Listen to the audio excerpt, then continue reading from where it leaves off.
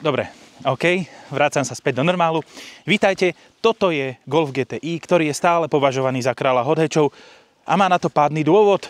Je vynovený, toto je, ako sa hovorí, generácia 8,5. A nič nechýba, takto ako vyzerá dobre, no dobre, takto, hej. Tohoto fanúšikom moc nie som tohoto osvetleného znaku, ale dôležité je, že v roku 1976 spravil Volkswagen, jak sa tomu hovorí, game changer.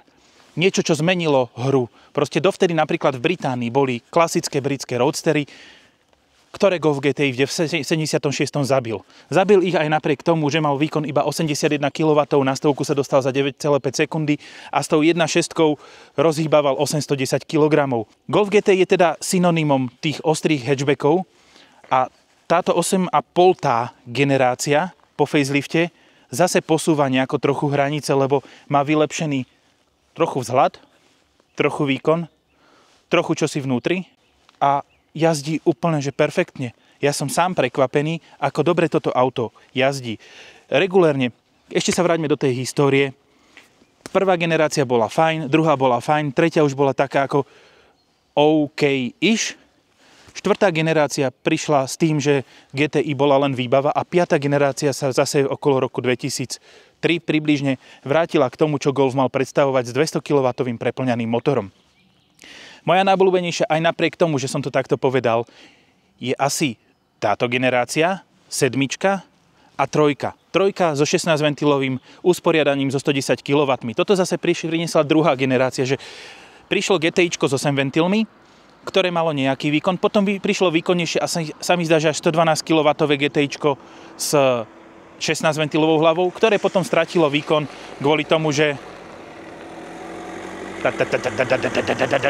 toto je typický chrochtákový zvuk. Teraz otoč sa na neho, aby to bolo vidno, že čo to je. A ideme spátky. Dobre, pokračujeme.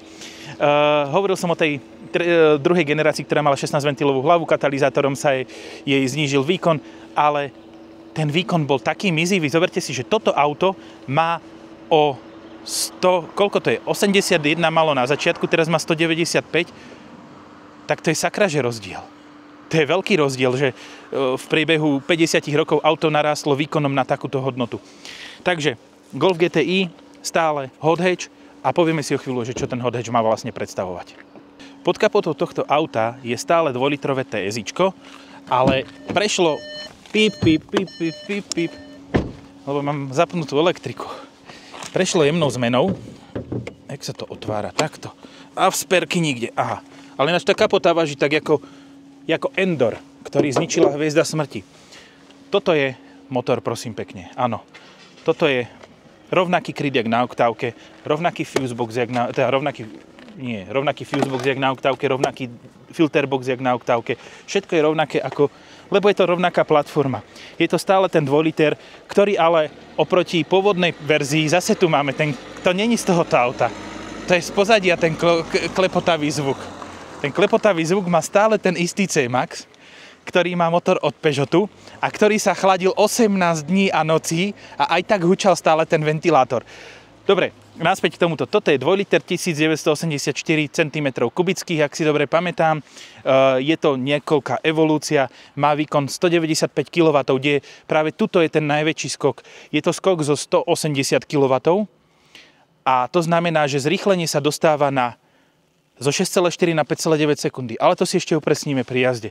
No, klasika. Môžeme sa pozrieť, že či tu má tie... Nemá to červené, aha, tuto. To není tuning. To nie je tuning, to nemá APR tieto kúsky. Akože motor čistý, toto špinavé. Toto nemá dážnik, tak keď náhodou prší, tak si to zoberete a máte to ako takýto spôsob. Ináč, dôležitá vec, čo som teraz si všimol, tu nie je Simply Clever lievik, ktorý sa dá ale veľmi ľahko vymeniť, lebo toto sa dá vybrať a miesto toho sa to dá ľahko nahodiť. Takže ak nechcete mať očiapaný celý tento, tak si môžete z oktávky kúpiť náhradný diel a pre viac spotrebiteľských rád nám píšte nám na naše adresy, ja sa tuto oprem o tyčku. To je ako Nordic Walking, keď potrebujete, tak toto je presne taká tyč, ktorá je dostatočne veľká, ale tu radšej vyberať A to by sa dalo vybrať, ale nebudem to robiť. Idem skúsiť nahodiť toto naspäť. Toto bude skôr také... Dám to? Nedám to? Magic! A ak sa pýtate, že čo toto je, tak to je tyč, ktorá drží kapotu.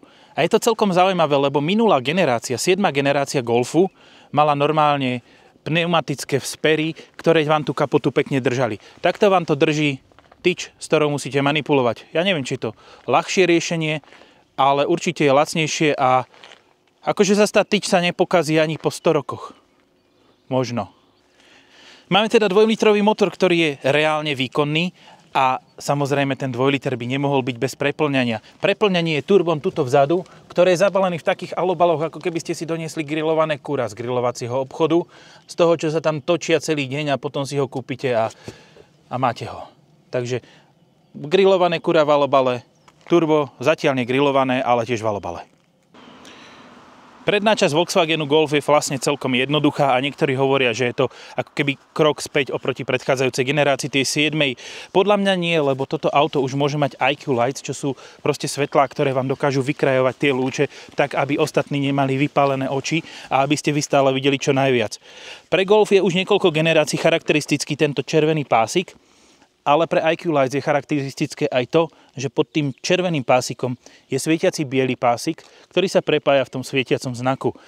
Čo sa týka svetelnej hry, tak tu má Golf veľmi zaujímavo zmaknutú, lebo tu zase v nárazníku sú 6 uholníky, ktoré svietia miesto štvorcov, ktoré má Renault Megane RS. Hej. Čiže tá inšpirácia tam určite nie je, toto je samostatný model a do tej masky to pekne sedí. A ja neviem, vyzerá to oproti tomu, ako vyzerá základný Golf, že je nudný, obyčajný, je toto naozaj zaujímavé auto. Dokonca aj s tou bielou farbou. Ale ja by som si bielu jednoznačne nedal. Nejakú modrú by som si dal a toto by som si dal do karbonu, lebo sa mi to nepáči. Nepáči. Červená. Áno, je to z toho nápisu GTI. Ale toto. Ja si pamätám, že niektorí robili tuningy chromových líšt, takže zobrali tie elektrikárske pásky a oblepovali to tým.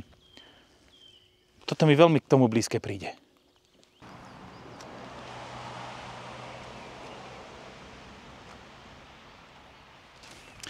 Golf GTI. Typický hatchback týmto tvarom, takto keď si pozriete, tak ten useknutý zadok bol proste skokom oproti tomu, čo boli sedany a všetky tie autá predtým. Hatchback je praktický, rozumný, dá sa s ním ľahko parkovať, ale takisto narástol, ale obrovským spôsobom. Kým prvá generácia mala úplne, že s prehľadom do 4 metrov, ešte aj tá tretia mala tesne na 4 metre. Toto má, mám tu ťaháky, má 4289 mm. Je to mimochodom o 3 mm kvôli tomu prednému nárazníku dlhšie, ako je štandardný Golf. Ale čo mňa ešte viac zaujalo, razvorosý kolies, čiže od tohoto mužika tuto, keď dáme túto hlavu, tak to vyzerá ako taký mužik. Pohen toho mužika, obidva znaky mám naopak. Tak tento rázvor je 2627 mm a je o 7 mm dlhší, ako má štandardný 2-litrový TDIčkový Golf so 110 kW. Ja som si chvíľu lámal hlavu, lámal som si hlavu, prečo to tak je a prišiel som na jedno možné riešenie.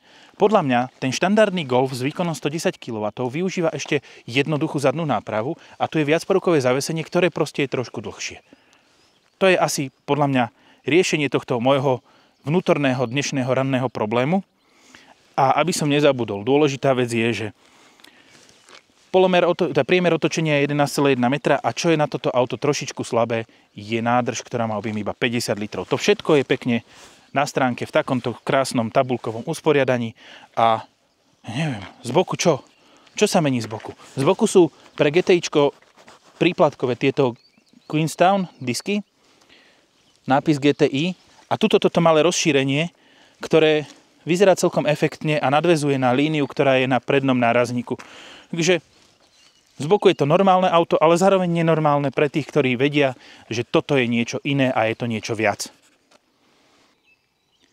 Toto sú 19-palcové zliatinové disky Queenstown, tieto krúhle, ktoré sú spojené aj s podvozkom DCC, čiže vlastne podvozok, ktorý dokáže adaptívne nastavovať tlmiče tak, aby dobre bolo.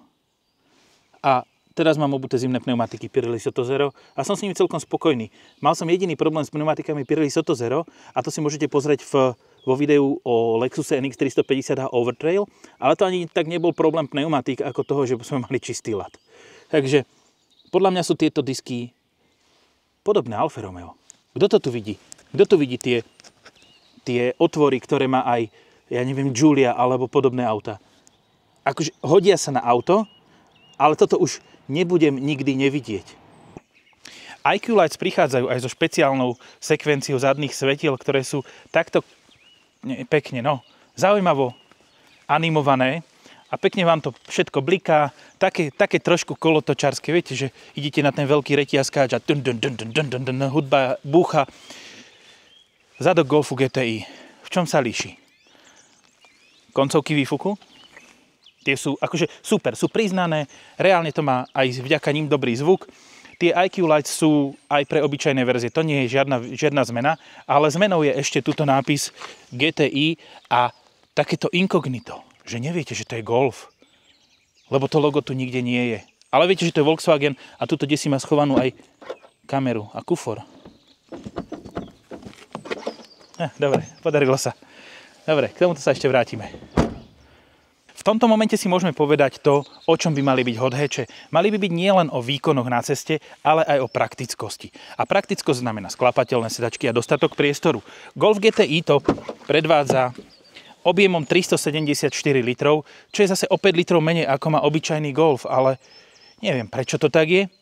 A ak sa pýtate, prečo tu mám túto vec, tak týmto som to auto umyl, lebo bolo celé špinavé, normálne čistou vodou, čiže nature friendly a dobre, nie je to reklama. Toto je najgeniálnejšia vec, ktorú som kedy zaobstaral od Kercheru. No, ale v každom prípade, tu sa môžeme pozrieť, je tu koleso, je tu kľúč, ktorý môžete rozbíjať ostatným, odbíjať zrkadla a rozbíjať okna. A je tu ešte takáto pružinka, ktorá je na vyťahovanie tých krytiek, skrutiek na kolesách. A samozrejme, poistný šrob, poistná matka, kvôli tomu, že kto by toto nechcel mať na 5-kovom Passate.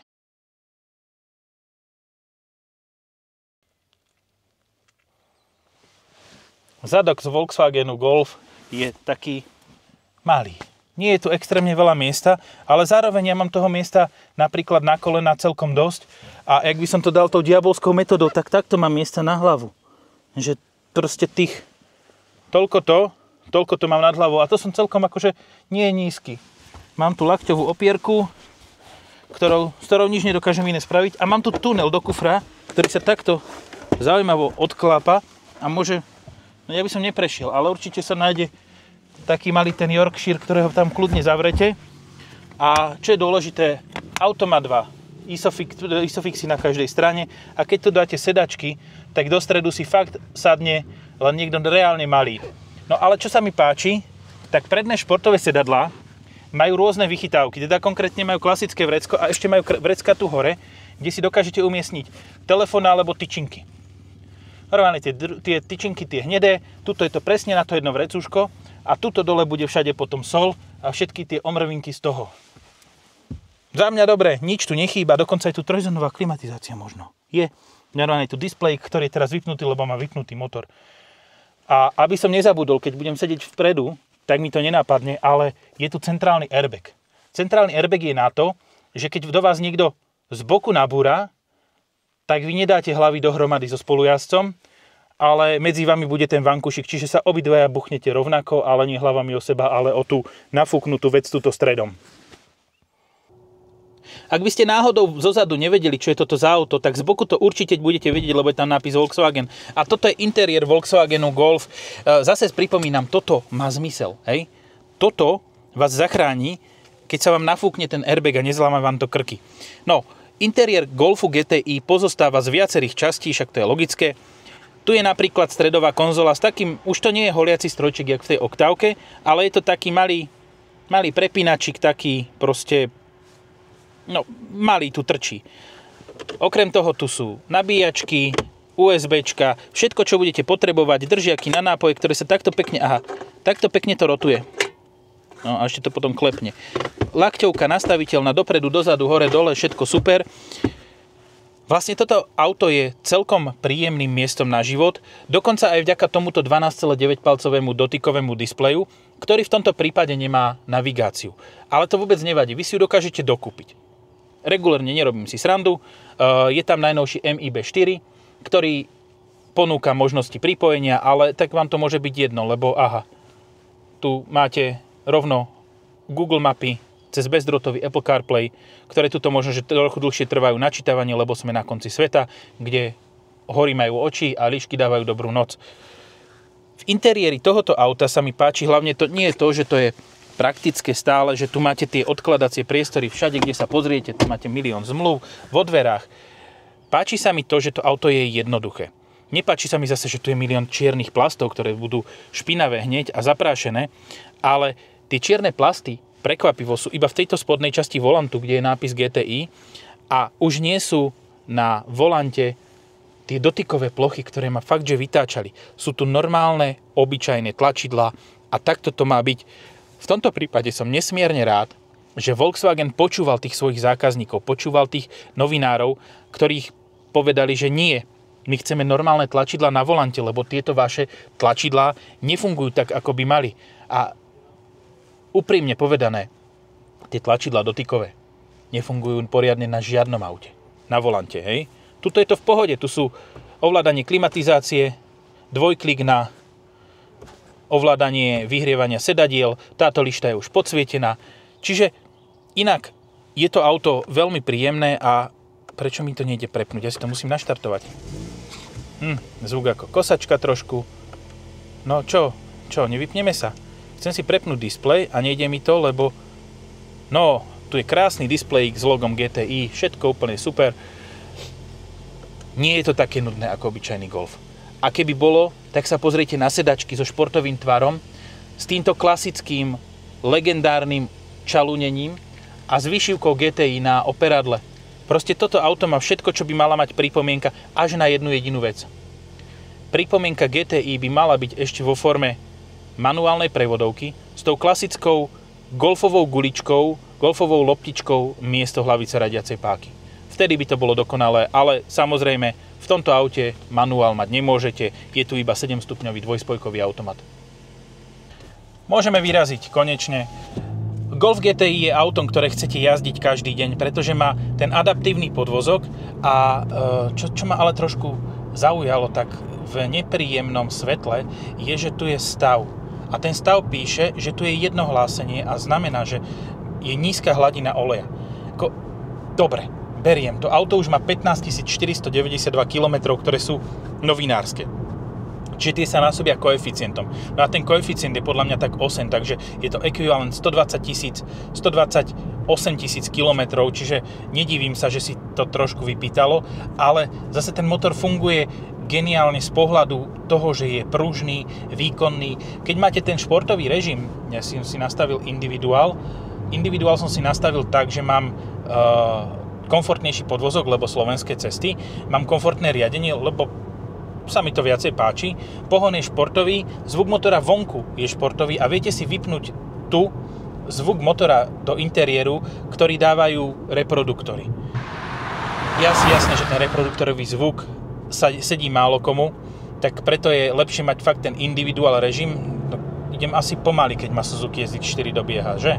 Nie, to je Subaru Impreza, teda Subaru Forester a to sú väčšinou statické auta.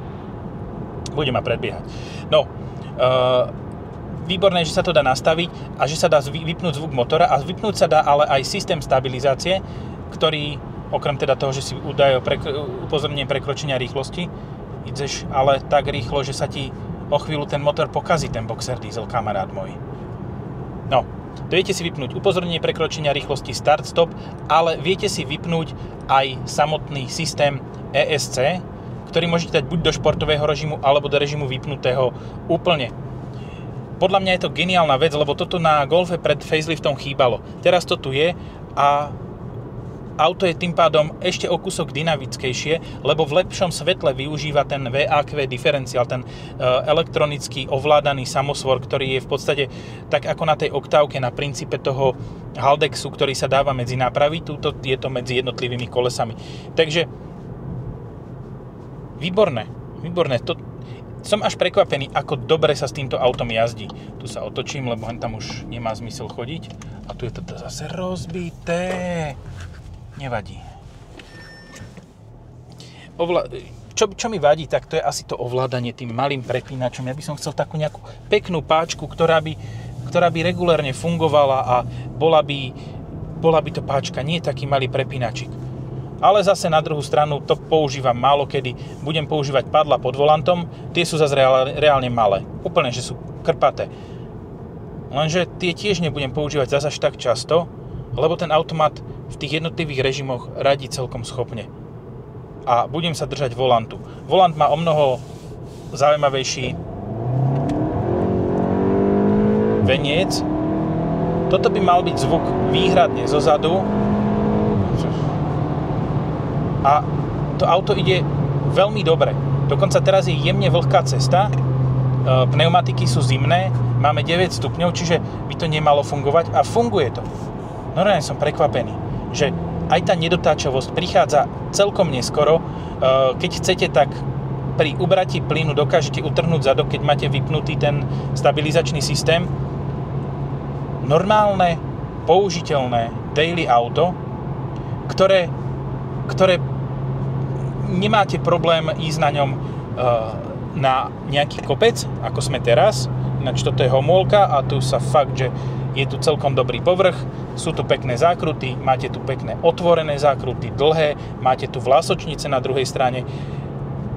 Tento kopec je vynikajúci. Rovinka, nechcem vedieť, koľko bude mať na konci, dám radšej takto ruku, aby som to ani nevidel. Ale je to pecka. To auto funguje, motor je vynikajúci a motor má ešte jednu zásadnú vlastnosť. Je celkom taký nenáročný na palivo. V praxi to znamená, že keď jazdíte bežné denné, napríklad idete zaviesť decka do školy, škôlky, idete do zamestnania a máte to viac ako 5 km, hej, samozrejme, tak sa dokážete dostať na 6,3 litra benzínu na 100 km. Teraz mám samozrejme trochu viac, tu pekne funguje ten samosvor, aj to poprtkalo trošku, výborne. A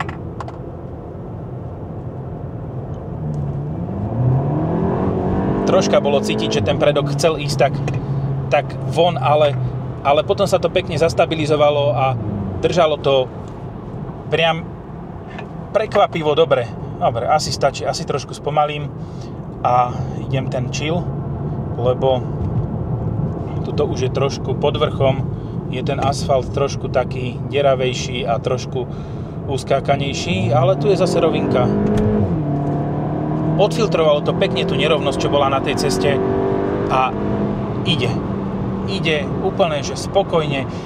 Je až prekvapivé, že auto za takúto cenu jazdí takto dobre a v podstate s naftovou spotrebou, lebo povedzme si na rovinu 6,5 litra, aj keby to bolo, tak 6,5 litra je relatívne málo na auto, ktoré má 195 kW, 265 koní a takéto jazdné vlastnosti.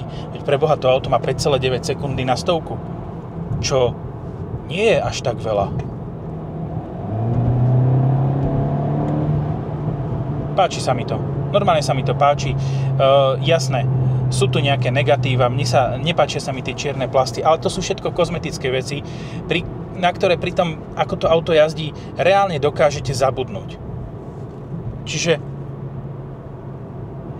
neviem k tomu nejako povedať viacej hejtu, aj keď by som chcel, proste, lebo viem, že ten obyčajný Golf je stelesne, najmä keď si kúpite, predstavte si, obyčajný Golf s tou klasickou plotovou šedou farbou a výbavou, ktorá hovorí o tom, že halo, ja som, prosím pekne, firemné vozidlo.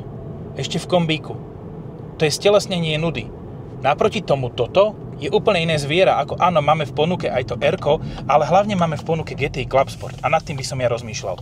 GTI Club Sport je trochu ináč naladené. Má 300 koní, čiže 221 kW, ale hlavne má príplatok za GTI Performance Package. Teraz som zmizol z obrazu, ale... Za GTI Performance Package, ktorý dokáže pridať výfukový systém Akrapovič. To stojí 3600 €. Oproti tomuto autu je to teda nárast o skoro 8 000. O 7 500 ako nič, ale zase na druhú stranu ten Club Sport bude ešte lepšie jazdiť ako toto a už toto jazdí výborne. Toto je Golf GTI. Je to auto, ktoré stojí v tejto špecifikácii 43 440 €. Základná cena je 40 790 €, už po 2000-ovej zľave. Je to také divné, lebo tak do nového roku to auto stálo 39 900, lebo však mali sme inú daň z pridanej hodnoty a 39 900 je presne toľko, koľko stojí nový Tayron so základným motorom, ale s týmto sa zabavíte o mnoho viac ako s Tayronom, ale máte tu menej miesta. Toto auto má málo konkurentov už vlastne. Megane RS je preč, takže máme, ja som si to špeciálne napísal, Focus ST, ktorý má 206 kW, 280 koní, s manuálnou prevodovkou stojí 36 710 €. A ak by sme rátali do tejto kategórie aj Hot Lift, ktorý ale skôr konkuruje Octavii, tak by sme hovorili aj o Civicu Type R s geniálnym manuálom, so šialenými jazdnými vlastnosťami, ale aj so šialenou cenovkou 61 490 €. Najbližšie k tomuto konkrétnemu, teda vlastne nie k tomuto konkrétnemu. Ku Club Sportu má Cupra Leon, ktorý má tiež 300 koní, 221 kW a ten stojí 43 330 €, čo je trošku možno, že nižšia cena ako má ten Club Sport. No a aby sme nezabudli, máme tu A35 so štvorkolkou, M135 so štvorkolkou a Audi S3 tiež s niečím podobným ako má toto. Čiže podľa mňa je toto nakoniec vo finále veľmi rozumná ponuka za dané peniaze. Za tých 43 000 dostávate auto, ktorým dokážete jazdiť denne, dokáže mať nízku spotrebu, má relatívne rozumný vnútorný priestor, ale toto všetko je vlastne v rámci toho, čo by mali hot hatche ponúkať. Takže áno, kľudne si pozerajte pri hot hatchoch aj toto a už nemusíte pozerať Hyundai i30N, ktorý už neexistuje. Takže odberajte naše videá, pozerajte ich všetky až do konca a ak máte niečo, tak nám napíšte, prípadne nám napíšte, kam nám môžete poslať peniaze ako sponzorské, keďže ste videli, ako som tam tým dronom už druhý raz šľahol do toho stromu. Čaute.